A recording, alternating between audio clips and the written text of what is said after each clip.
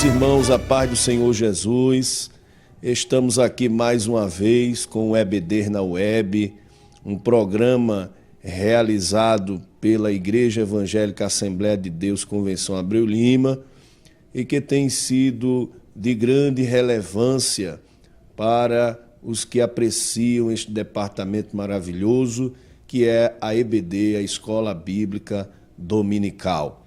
E dando continuidade a esta lição maravilhosa que estamos estudando nesse segundo trimestre do ano 2016, nós estamos agora com uma lição de número 9, que diz respeito à nova vida em Cristo.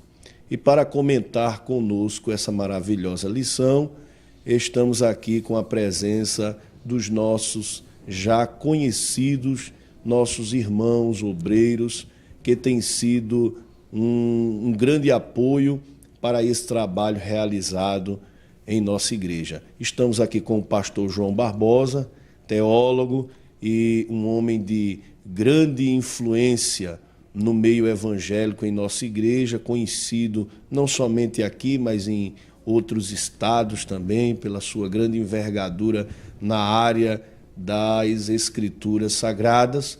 Também estamos aqui com o irmão Leandro, que é filósofo e também cooperador ali na área de Tabajara, cuja também a sua função é o vice-dirigente da Escola Dominical e também tem contribuído nos seus comentários para com esse trabalho.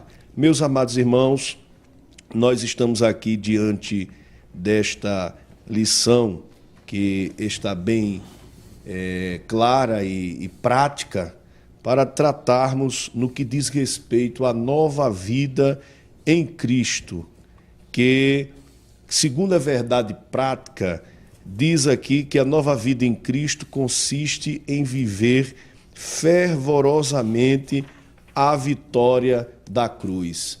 E os irmãos que estão de posse da lição podem observar o objetivo geral, que é mostrar que a nova vida em Cristo consiste em viver em santidade, não é? Que não adianta a gente apenas desfrutar dessa nova vida e não consistirmos em termos uma vida santa e separada. Nos objetivos específicos, pastor João e irmão Leandro, a gente vê aqui que temos o objetivo de apontar que precisamos viver a nova vida de maneira que agrade a Deus, explicar a necessidade de usar os dons com sabedoria e humildade e compreender que, como novas criaturas, precisamos exercitar o amor, o serviço cristão e resistir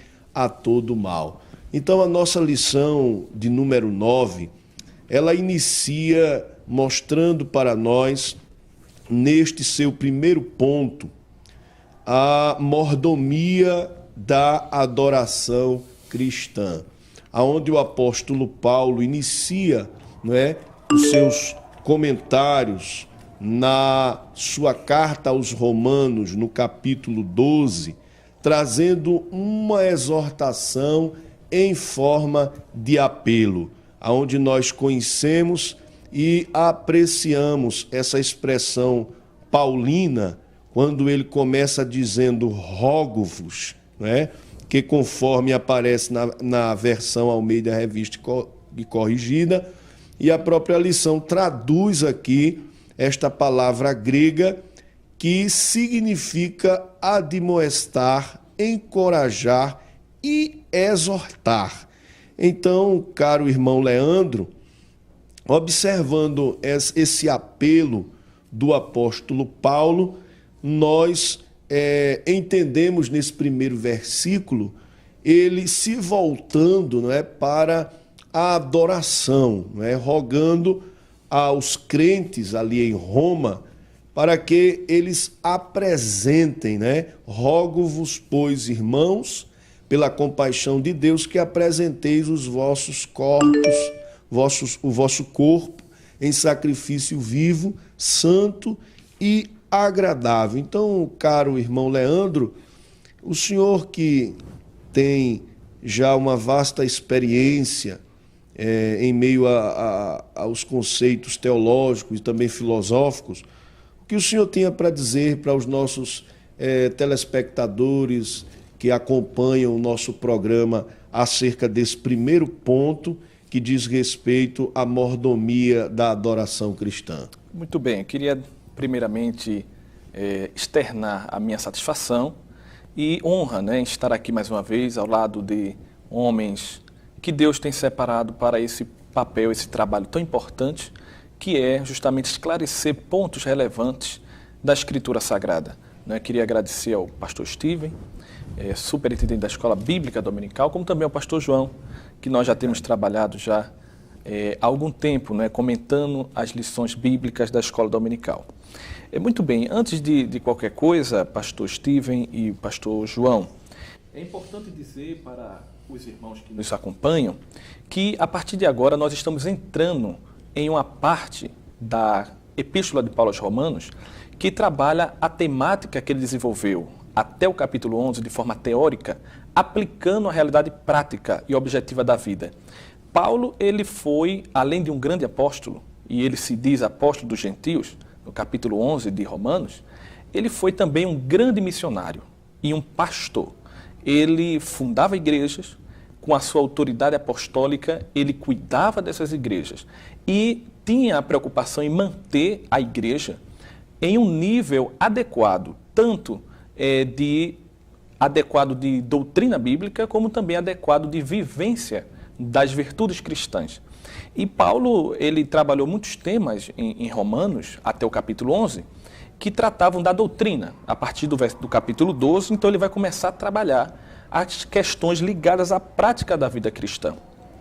A primeira expressão que o apóstolo Paulo ele usa no versículo 1 do capítulo 12 é uma expressão que recorre aqui nas versões Almeida Revista e Corrigida, como o pastor já colocou, que tem um sentido de admoestar, encorajar e exortar. É a palavra rogo-vos. A palavra rogo-vos aqui não é simplesmente um apelo. Paulo aqui ele está usando esta palavra preliminar com sentido, como diz aqui o pastor José Gonçalves, de admoestar e encorajar, exortar os cristãos à sua responsabilidade diante do mundo. Ele diz, rogo-vos, pois, irmãos, pela compaixão de Deus. Isso daqui, de fato, Paulo evoca a presença de Deus para dar autoridade ao ensino que ele iria passar a dar para aqueles irmãos. A preocupação do apóstolo Paulo aqui é da manutenção da santidade na igreja. E vale salientar que no próprio livro de Romanos, nós já vimos no prefácio do livro, isso nós podemos voltar ao capítulo 1 e o versículo de número 7, o apóstolo Paulo, ele se refere aos crentes que estavam ali em Roma como santos. Isso caracteriza a saudação do apóstolo Paulo em algumas epístolas. O texto diz o seguinte, capítulo 1, versículo 7. A todos os que estáis em Roma, amados de Deus, chamados santos, graça e paz de Deus, nosso Pai e do Senhor Jesus Cristo. A palavra santo, como o apóstolo Paulo aplica, tanto no capítulo 1, no versículo 7 de Romanos, como também ele vai desenvolver em Romanos 12, do 1 em diante, tem um sentido de uma vida de progressividade, ou seja, é o estado subsequente ao estágio da justificação. Enquanto que a justificação ela é o estado inicial, é o estado que a Bíblia fala nos evangelhos, chama de novo nascimento, onde Deus, através da sua graça, por meio da fé, ele declara o pecador justo. A santificação é o processo que vem subsequente à justificação e através também do Espírito Santo, em sinergia com a autorização, digamos assim, do homem, se me permite essa expressão, autorização, porque também na própria santificação tem que haver uma sinergia do Espírito Santo com o homem, porque o homem, ele mesmo salvo, ele pode é negar-se a viver uma vida de santificação. Então, a santificação é esse processo em que o homem ele é reformado à imagem de Deus. Ele vive uma vida de frutificação. E o que eu entendo aqui no versículo 1 de Romanos 12, que é o início de uma série de exortações que ele vai desenvolver, e nós vamos comentar aqui, é que Paulo ele entende que a santificação é importantíssima para o cristão na sua vida prática diante da situação em que a igreja naquela época vivia e para nós também, porque o que Paulo falou aqui tem um sentido também aplicável à igreja em todas as épocas. Quando ele diz, rogo-vos, pois, irmãos, pela compaixão de Deus, que apresenteis o vosso corpo em sacrifício vivo, santo e agradável, implica ou pressupõe na emergência ou na importância da santificação na vida do crente.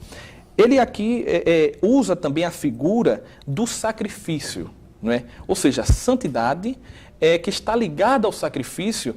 É claro que o apóstolo Paulo conhecia muito bem as figuras do Antigo Testamento, em que o sacrifício que era oferecido, ele não poderia ser qualquer sacrifício. Ele tinha que obedecer a uma série de critérios. Entre eles, por exemplo, está a perfeição. O sacrifício ele tinha que ser perfeito. Não poderia ser algo que tinha restado, sobrado. Tinha que ser as primícias, tinha que ser perfeito, tinha que ser puro, porque representava ali o espírito de verdadeiro adorador. Na nova aliança, essa imagem veterotestamentária se aplica numa natureza espiritual para a vida do crente. Ou seja, nós temos que apresentar o nosso corpo como sacrifício vivo, santo e agradável a Deus, que é o nosso culto racional. O culto racional, que o apóstolo Paulo fala aqui, é justamente esta nova vida que o crente ele vive em Cristo. E me permita, para fechar essa parte inicial, dizer que normalmente nós usamos a palavra culto aplicada àquele momento em que nós, como igreja local, nos reunimos para prestar homenagem a Deus, e através de louvores, através da pregação, através de tantas demonstrações de adoração e de reconhecimento. Mas o que Paulo está fazendo aqui não é tomar a palavra culto nesse sentido específico que nós entendemos hoje.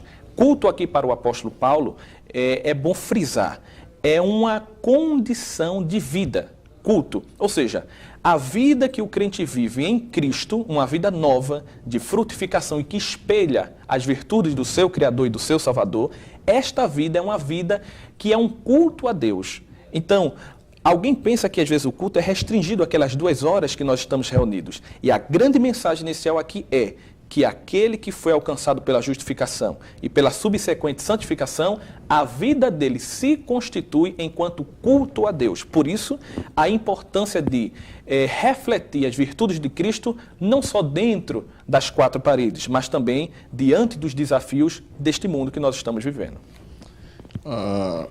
Ainda nesse primeiro ponto, nós observamos aqui 3 coisas que são ditas, né, aqui sobre o corpo como instrumento de adoração, né? Essa referência, Romanos 12, primeiro, pastor João, ela é muito utilizada para dar ênfase, né, a uma adoração perfeita, a uma adoração pura, a uma adoração sincera, né, que parte da vida de cada criatura. E o comentarista, nosso nobre pastor José Gonçalves, ele usa essas 3 coisas, não é, ditas aqui sobre o corpo e separa dentro do segundo ponto que, em primeiro lugar, o corpo ele deve ser oferecido em sacrifício, né? Em segundo lugar, esse sacrifício, ao contrário daquele da antiga aliança, deve ser apresentado vivo e não morto. E em terceiro lugar, esse sacrifício deve ser santo, né? Dando a ideia de algo que foi separado exclusivamente, né, para o serviço de Deus, né? Assim fazendo, o crente terá a garantia que estará agradando a Deus na sua adoração. Então, pastor João, se essa colocação do pastor José Gonçalves, fechando o segundo subponto, foca que se o crente fizer assim, ele terá a garantia de que estará agradando a Deus na sua adoração, então pode acontecer de algum crente estar envolvido na adoração, mas não está agradando a Deus. Então eu queria que o senhor nos dissesse e nos alertasse, né, através dessa mensagem, de que pode ser que tenha em nosso meio alguém que se diz adorador, porém não agrada a Deus porque não se enquadra, se encaixa nessas 3 colocações aqui da nossa lição, que é ter o corpo devidamente oferecido em sacrifício, sacrificar do contrário, né, da antiga aliança, né, de maneira nenhuma pode ter o seu corpo morto, né? A gente conhece 3 tipos de morte: a morte física, a morte espiritual e a morte eterna. E, em terceiro lugar, esse sacrifício tem que ser santo. Então, se não tivermos enquadrado, né, nesses 3 pontos, possivelmente se estará comprometendo a adoração e fazendo sacrifício de tolo. Então, o senhor é a melhor pessoa para nos alertar os que acompanham o nosso programa sobre essa realidade. Eu agradeço a Deus pela oportunidade que Ele me concede. Deus conhece o meu coração e como eu faço isto com a minha alma. Amém, pastor. E me chama a atenção porque o apóstolo Paulo, nessa carta aos Romanos, lições passadas, falou muito no sentido de a pessoa estar morto para o mundo, morto de várias formas. Uhum. E aqui o apóstolo fala de estar vivo. O Leandro foi muito feliz na colocação sobre o sacrifício na antiga aliança, mas eu quero ainda aproveitar aí uma deixa, é que existia entre os chamados sacrifícios cruentos, ou seja, todo sacrifício que exigia derramamento de sangue. Alguns teólogos chamam isso de sacrifícios cruentos. Tinha o holocausto, a oferta pelo pecado, a oferta pela culpa e o sacrifício pacífico.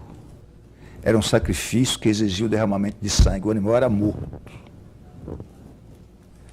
Mas o ofertante que ia levar aquela oferta, principalmente qualquer das 4, tanto o holocausto, que era uma oferta total, que de acordo à ofensa, ele estava se oferecendo a Deus para receber um perdão, ser aceito diante de Deus e ficar livre de seus pecados.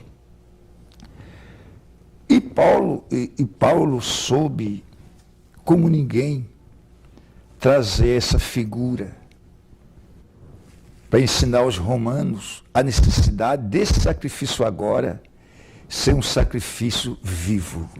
Quer dizer, ele está oferecendo o seu corpo. Aqui é o seu ser inteiro. Espírito, alma e corpo. Ou seja, se consagrando, se entregando totalmente a Deus. Isso trazia na vida dele uma transformação. O comentarista parece que até fala no final do 3º subponto, como se o indivíduo passasse por uma metamorfose.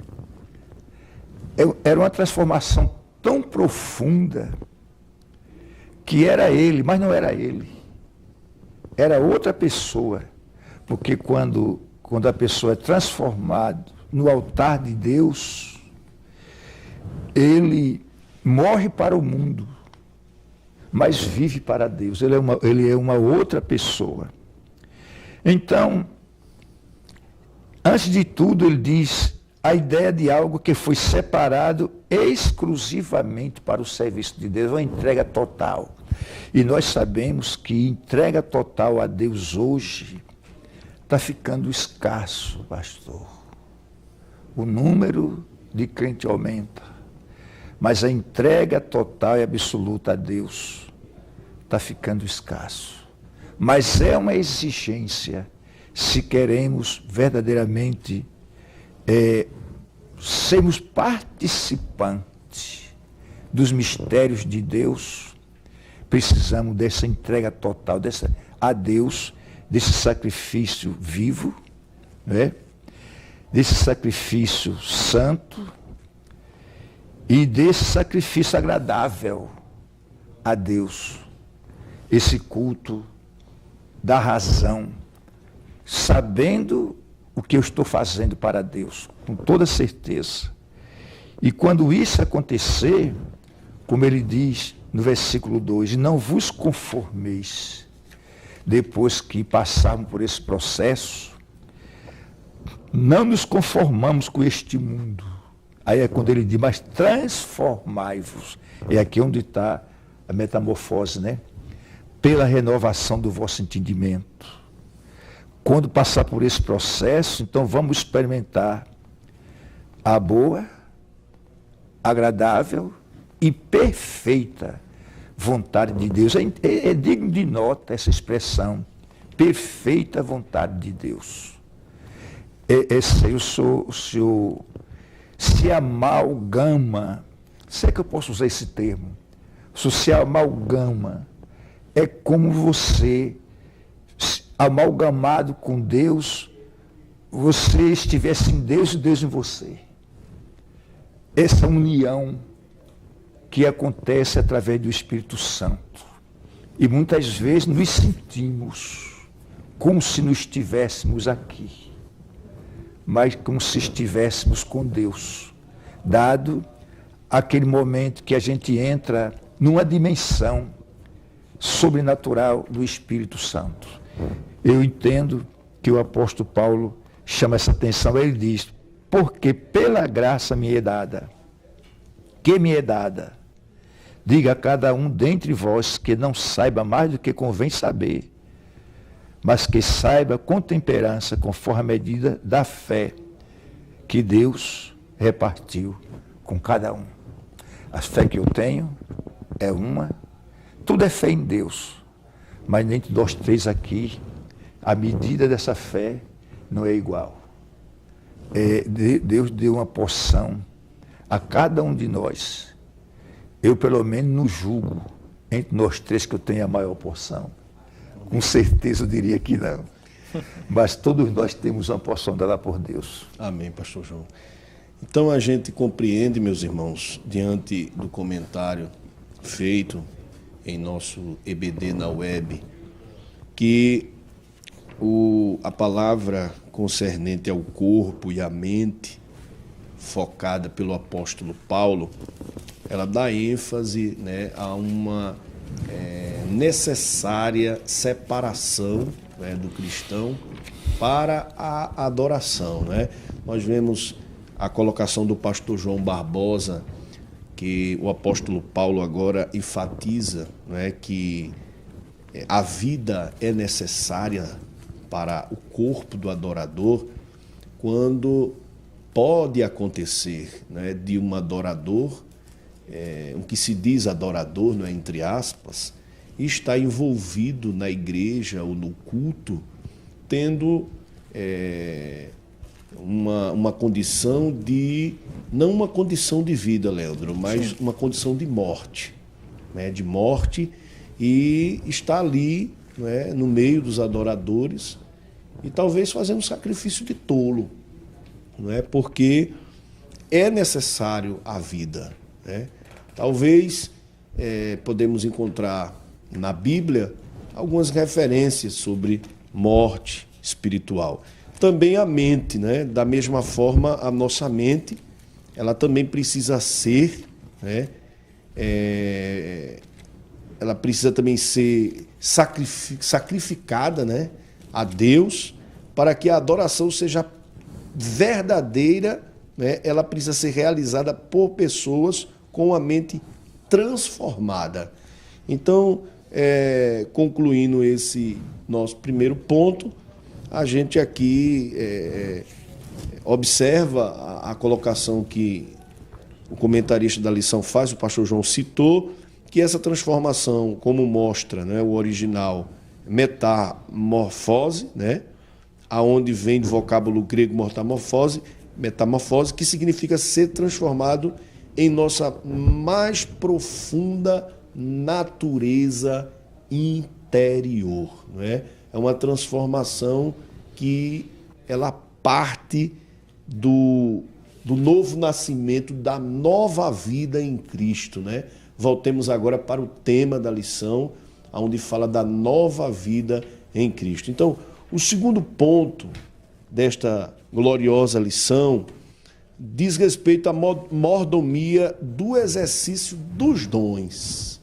Eu queria mais uma vez que o pastor João fizesse uma colocação acerca desses dons, porque talvez alguém possa confundir com aqueles dons citado na carta de Paulo aos Coríntios, né, na sua primeira carta aos Coríntios, capítulo 12, né, onde se fala do dom da profecia, e aqui também fala desse dom, né, da profecia. Aqui há uma diferença. É muito grande. E o pastor João, como convidado, né, e participante desse programa, ele vai aqui endossar esse comentário, explicando um pouco para nós a questão da mordomia, do exercício dos dons aqui em Romanos capítulo 12. Mordomia é a forma como a gente administra a casa, não é?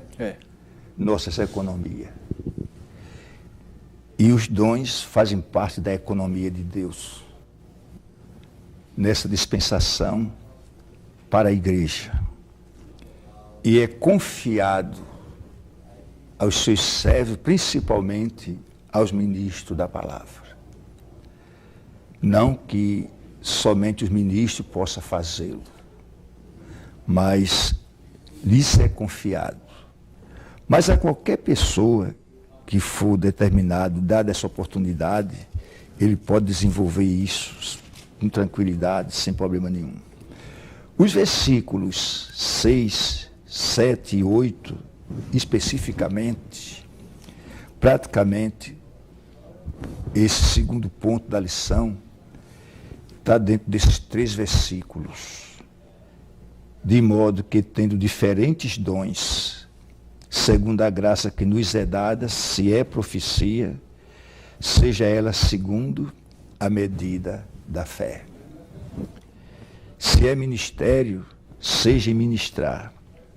Se é ensinar, que haja dedicação ao ensino. Há uma versão que diz sem ensinar, ensinar. Não é verdade? Ou o que exorta, usa esse dom em exortar. O que reparte, faça com liberalidade. O que preside, com cuidado. E o que exercita misericórdia, faça isso com alegria. Vê se o senhor observe que é uma exposição ampla que o apóstolo faz aqui. Não é a mesma coisa de 1 Coríntios 12, versículo 4 ao versículo 10, digamos assim. Existem palavras completamente idênticas. Esses dons aqui, 6 a 8 de Romanos, ele está paralelo com Efésios 4 e 11, né? Que são os dons ministeriais. Ou seja, o exercício do ministério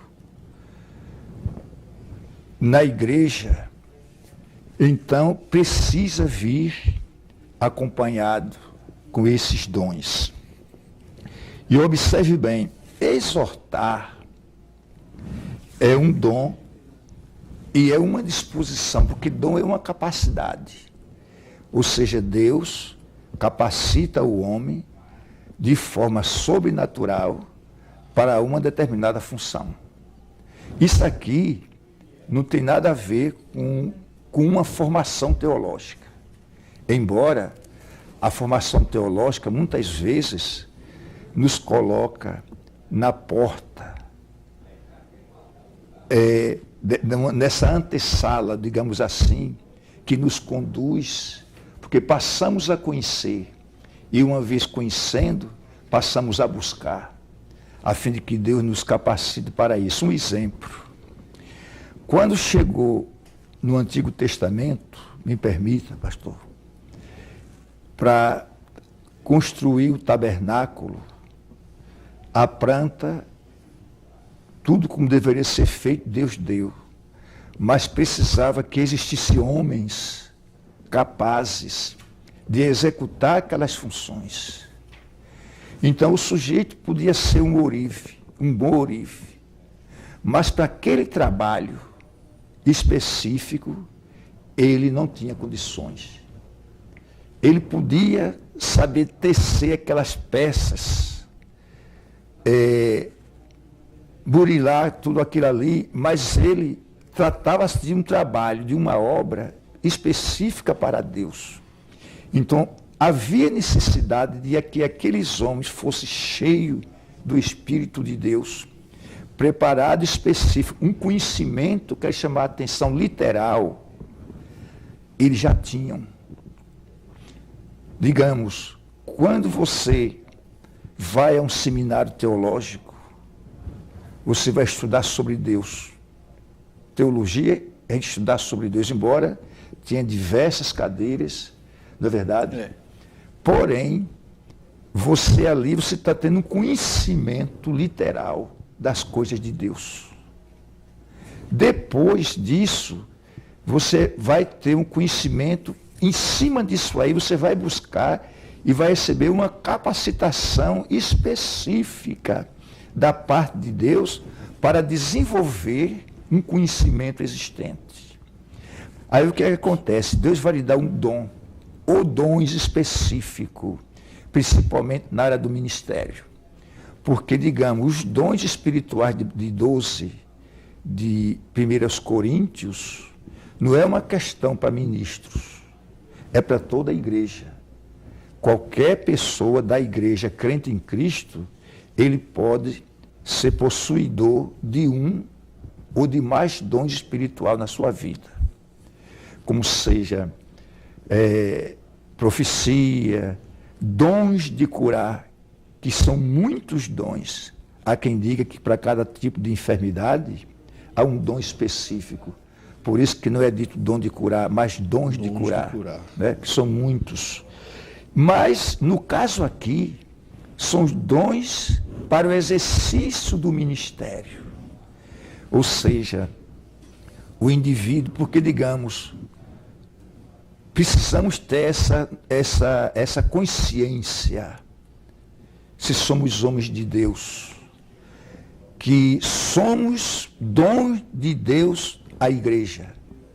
Isso é uma realidade. Então o apóstolo mostra que esse dom de exortar, essa capacidade, esse poder que é dado por Deus para o crente proclamar a palavra de Deus de maneira tal que ela atinja o coração da pessoa. Ou seja, você vai exortar de forma tal que aquela palavra que você fala não é sua palavra, é a palavra de Deus. E aquela palavra vai preencher o vazio de um coração. Depois, você vai repartir. Essa capacidade aqui é um poder de Deus para aqueles que têm recursos além das necessidades básicas da vida. Isso pode ser no sentido literal também. Isso pode ser também no sentido literal.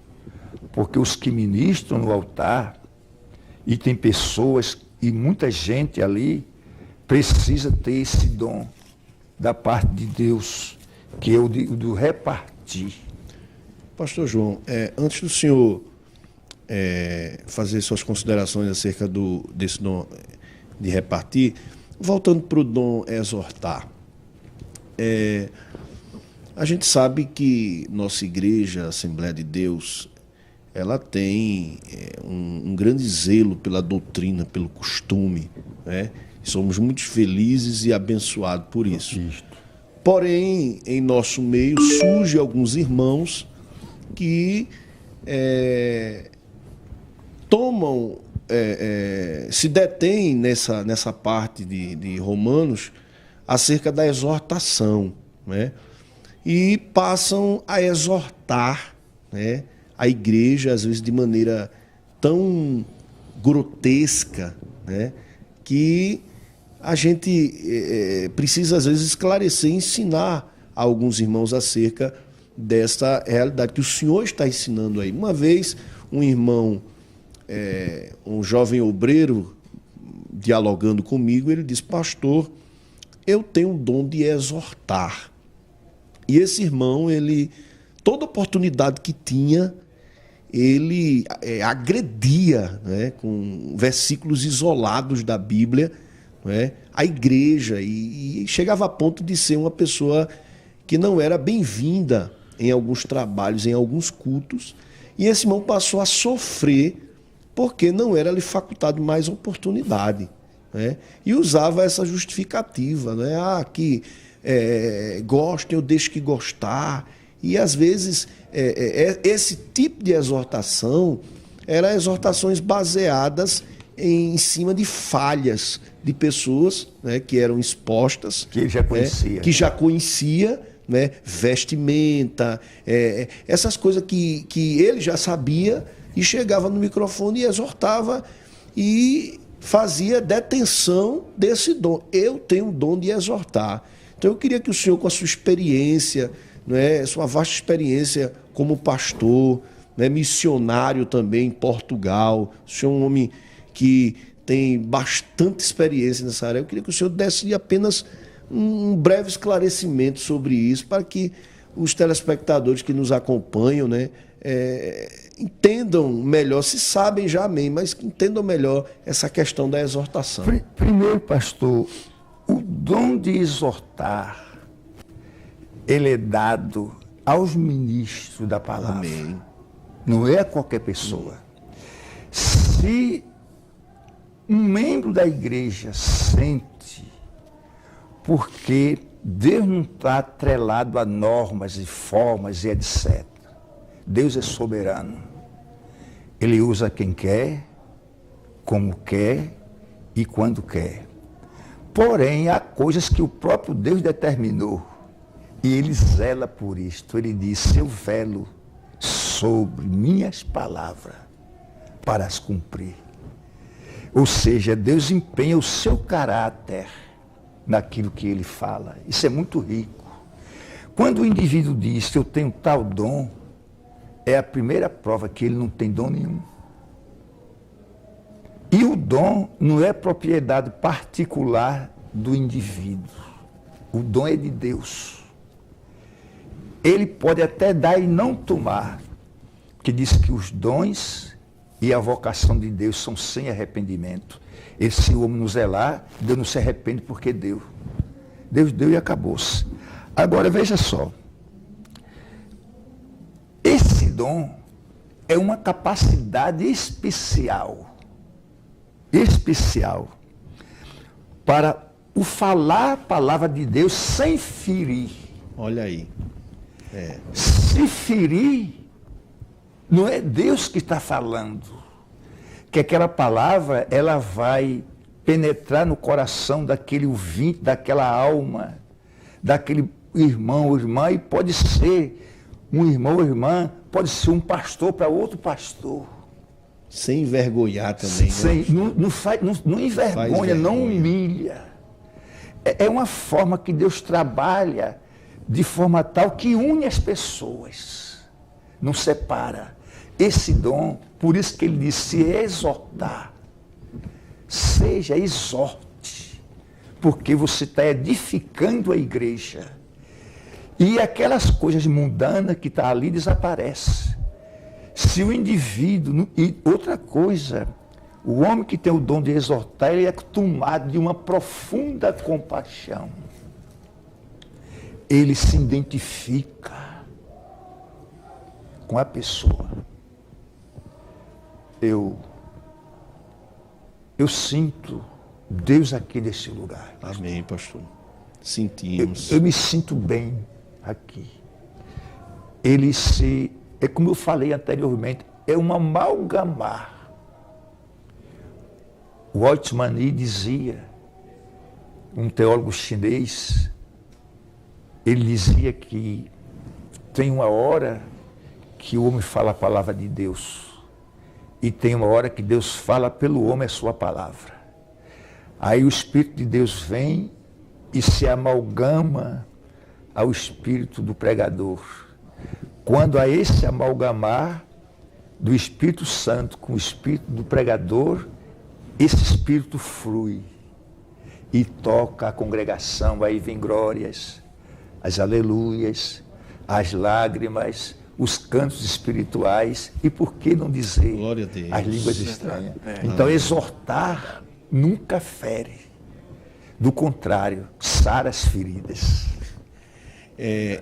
Muitas das vezes a gente vê, né, coisas assim horrendas no meio evangélico e as pessoas nessa lição precisam ser esclarecidas, Leandro e pastor João, para não temer a isso, né?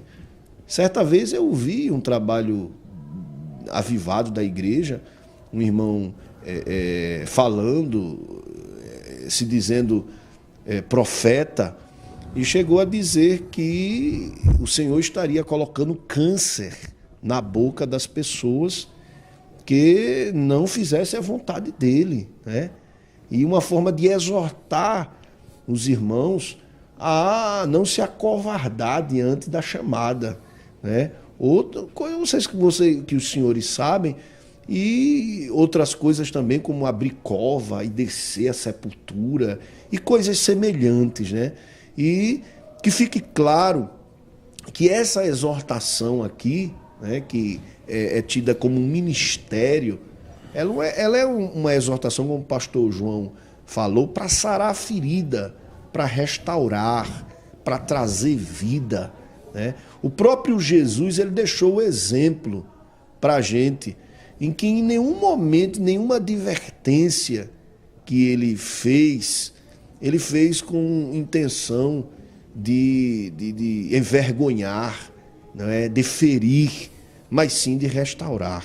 Verdade. Então, eu quero partir para o terceiro ponto, que nosso tempo já está indo embora.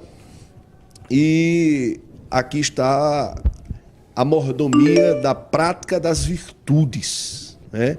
E o nosso irmão Leandro, ele vai aqui comentar também, pois aqui é profundo, né? Essa mordomia da prática das virtudes, onde se destaca três subpontos aqui, que detém-se o primeiro em exercitar o amor, o segundo em exercitar o serviço cristão e um terceiro em exercitar a resistência ao mal.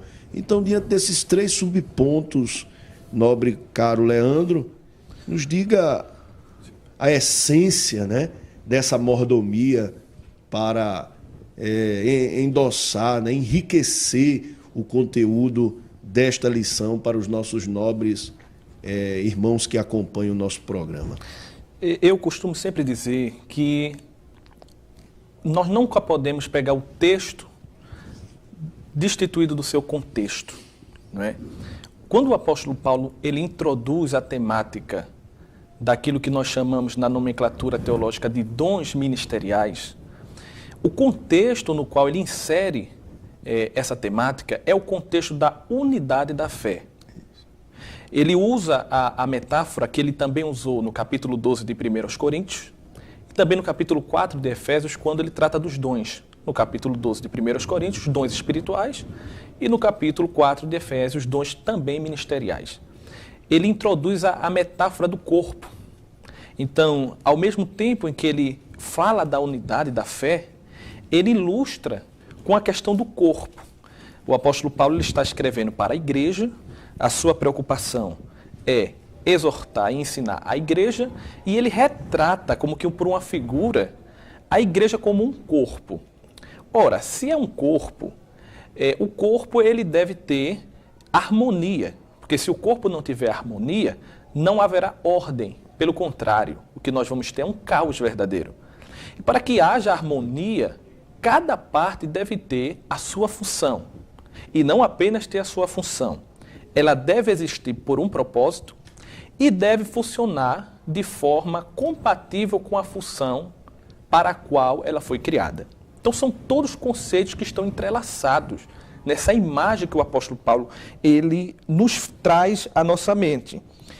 No versículo 4, para chegar a essa parte, a partir do versículo 9, que fala do amor, Paulo ele diz, porque assim como em um corpo temos muitos membros, e nem todos os membros têm a mesma operação, assim nós, que somos muitos, somos um só corpo em Cristo. Então, o corpo de Cristo, que é a igreja, ao mesmo tempo que é plural, é uno. Ou seja, cada um de nós temos as nossas individualidades. O autor, o comentarista, pastor José Gonçalves, ele usa essa palavra. Ele diz que individualidade é algo natural e até fundamental, é essencial. Todos nós temos a nossa individualidade. É muito difícil e até perigoso quando alguém nega a sua individualidade e se dilui do seu próprio eu para reproduzir o retrato de uma outra pessoa. Deus não nos fez para isso. Deus nos fez para lhe agradar e sermos aquilo que, conforme Ele nos criou, na nossa individualidade. Agora, o problema é o individualismo. Porque o individualismo, diferente da individualidade, ele leva o homem a enxergar apenas a si mesmo. E a igreja, eu costumo dizer que o grande perigo para a marcha da igreja não são as dificuldades que vêm de fora. Pelo contrário, parece, pastor João, que tudo que vem de fora para enfrentar a igreja, tribulações, perseguições, sofrimento, calúnias, ao invés de deter a marcha da igreja, promove a igreja para uma marcha mais forte ainda, porque vem de fora.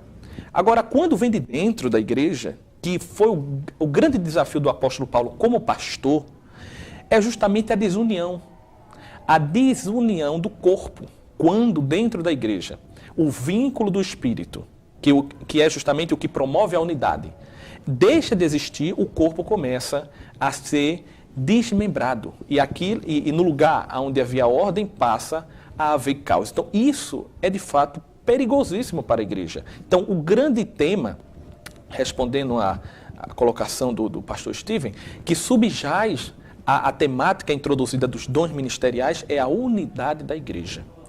E quando o apóstolo Paulo fala da unidade da igreja e do exercício dos dons, que nós chamamos ministeriais, vale salientar que a palavra ministério implica na ideia de serviço.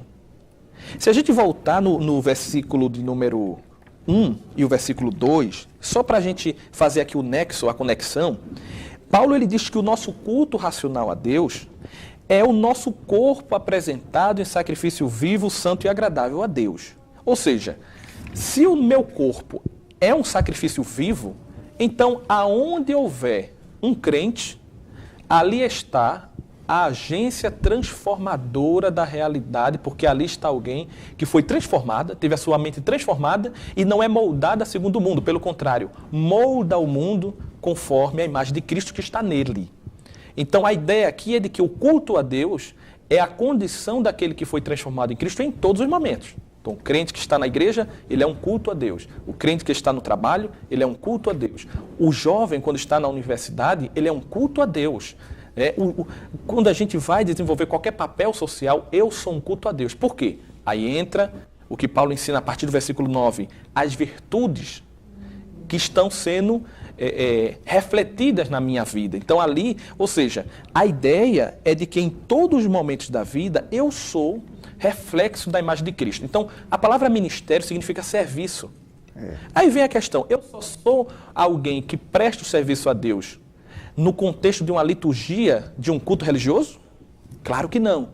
Não é? Claro que não. Então, você não só presta serviço a Deus no contexto de uma liturgia, você presta serviço a Deus quando, em qualquer lugar, você está ali representando Cristo. Muito bem, então, aí Paulo ele vai falar, aqui nesse terceiro ponto, sobre a relação da mordomia, em relação à mordomia, da prática das virtudes cristãs. Então, veja como é sério o que Paulo diz aqui, para a gente fechar essa parte. ser um mordomo é administrar os dons que são de Deus. O pastor João disse aqui algo muito importante, que os dons são dados por Deus de forma que Deus não se arrepende. Deus ele não se arrepende, mas a responsabilidade é tremenda, porque são dons, são dados, são bênçãos, chamados carismas, e estão sobre a nossa responsabilidade exercê-los, não é? Então Deus nos dá esses dons, e nós exercemos ele em todos os momentos da nossa vida. A partir do versículo 9, Paulo introduz um tema que não é difícil de se entender, mas é muito desafiador para se viver. Primeiro, ele fala do amor. E poderíamos falar aqui todo o tempo só sobre o amor. Alguém tenta conceituar o amor como um sentimento, mas isso não chega a atingir a essência do amor como revelado na Bíblia. O amor como entrega, como gratuidade, como sacrifício. Porque sentimento, o ódio também é um sentimento, né? E se eu dizer que o amor é sentimento, eu estou dizendo que o ódio também é um sentimento. Então, o que caracteriza o amor não é isso. Ele diz, o amor não seja fingido, aborrecer o mal e apegai-vos ao bem. Então, nessa primeira parte, quando ele diz exercitar o amor, para concluir aqui, porque o tempo ele anda velozmente, é dizer de que a vida cristã não é apenas uma vida teórica, mas é uma vida de prática do amor. Quando ele diz o amor não seja fingido, é porque discurso sobre o amor, pastor João e caro pastor Steven, é muito fácil de se fazer.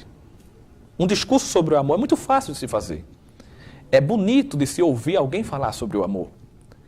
É bonito você usar até mesmo recursos literários, procurar nos poetas, procurar nos literatos, nos filósofos, historiadores, conceitos de amor e falar de amor. Mas só que o perigo é quando isso vira apenas um discurso vazio, demagogia, hipocrisia. E Paulo evoca aqui a responsabilidade do crente materializar o amor como uma virtude cardeal. E isso me faz vir à mente agora um texto de Colossenses, capítulo 1, onde Paulo ele mostra que a vida daqueles que estão em Cristo não é apenas algo abstrato, mas é prático. Quando ele diz aqui em Colossenses, capítulo 1, na saudação, né, para nós encerrarmos essa parte, ele diz o seguinte no versículo 4, porquanto ouvimos da vossa fé em Cristo Jesus. Ou seja, a igreja de Colossos, que estava ali naquela cidade, tinha uma fé tão forte que Paulo, aonde ele estava escrevendo, que ele estava preso quando escreveu a carta aos Colossenses, não é verdade? Ele estava em Roma, ele ouviu falar da fé. Ou seja, era uma igreja que tinha, no sentido doutrinário, fundamentos sólidos. Mas ele vai dizer o seguinte, ouvimos da vossa fé em Cristo Jesus e do amor que tendes para com todos os santos. Então a fé, ela é o fundamento doutrinário. E o amor é a demonstração prática de que aquilo que eu creio não é vazio. Aquilo que eu creio é eficaz. Temos o exemplo, por exemplo, em Apocalipse, de uma igreja que era muito boa de doutrina, que era a igreja de Éfeso, a igreja grande, não é? Mas deixava a desejar no quesito do amor. Então, não adianta ser boa na teologia e fraca na prática. Deve andar de mãos dadas, a teologia e a prática. Isso é o amor. Paulo ele ainda vai falar de outras virtudes e vai estreitando cada vez mais. Muito bem. Nós, assim, queremos concluir e agradecer, né, por essa oportunidade que temos de, mais uma vez, tê-los como nossos telespectadores assíduos, né, o nosso canal do YouTube, e espero que esse trabalho tenha contribuído para fortalecer a sua aula, não é, que está sendo preparada para ser exposta logo no domingo subsequente a esta nossa EBD na web, né? Queremos agradecer a todos os professores, dirigentes, secretários e lembrá-los do nosso estudo bíblico que acontece aqui todos os sábados a partir das 19 horas. Então, sentimos falta de muitos professores e dirigentes e queremos, assim, lembrá-los mais uma vez desse compromisso dos irmãos estarem presentes em nosso estudo da EBD. Tivemos agora há pouco o nosso Cabedalp, né, que foi um trabalho maravilhoso, a presença do pastor Elinaldo Renovato, e uma palavra bastante edificante pelo nosso pastor presidente, pastor Roberto José dos Santos, trazendo, né, à tona a importância do corpo docente de professor, como a diretoria da escola, está presente nos trabalhos da superintendência. Então, queremos encarecidamente lembrar aos irmãos do seu compromisso, do seu dever, né, como professor, como dirigente, como secretária, para estar.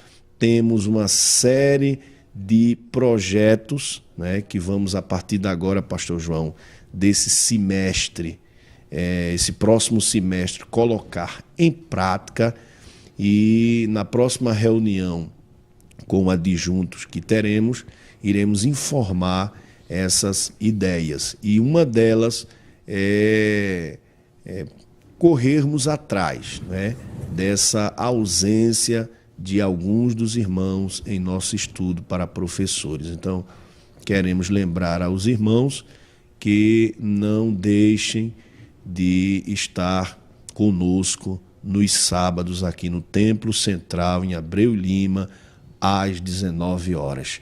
Queremos mandar um abraço, né, para todas as EBDs em aniversário, porque muitas das vezes não é possível alcançarmos todas.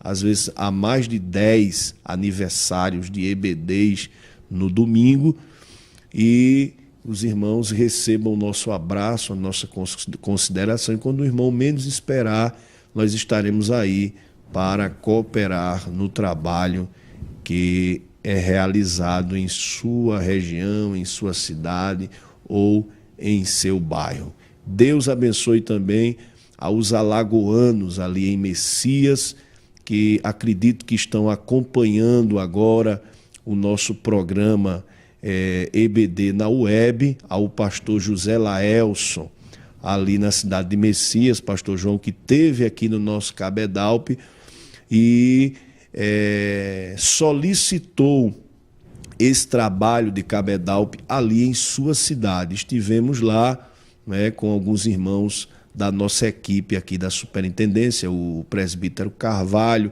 a tia Isa, e realizamos um trabalho ali para a glória de Deus. E fizemos a divulgação desse nosso trabalho EBD na web, aonde já observamos, né, o apoio dos irmãos aí em Messias. Deus abençoe.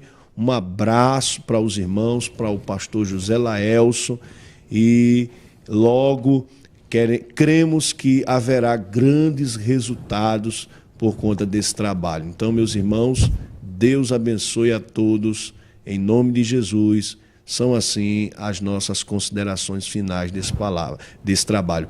Pastor João, deixa a sua consideração final, tanto João como Leandro também, se despedindo assim dos nossos irmãos. Eu quero concluir dizendo, se o seu dom for exortar, exorte com cuidado. Amém. E Deus te ajudará grandemente. Irmão Leandro. Amém. Eu quero concluir a minha colocação com um dos últimos versículos do capítulo 12 de Romanos, que diz a seguinte recomendação do apóstolo Paulo: sede fervorosos no Espírito. Alguém pensa que ser fervoroso é apenas estar circunscrito dentro do contexto do templo. Nós vimos aqui neste capítulo que ser fervoroso é viver uma nova vida refletindo as virtudes de Cristo. Então eu quero louvar a Deus e dizer que cada professor não apenas procure transmitir conceitos, mas provocar nos seus alunos o desejo de viver uma vida verdadeiramente espiritual e fervorosa, como diz o apóstolo Paulo, servindo ao Senhor com alegria. Amém. Deus abençoe os irmãos e até logo no nosso EBD na web.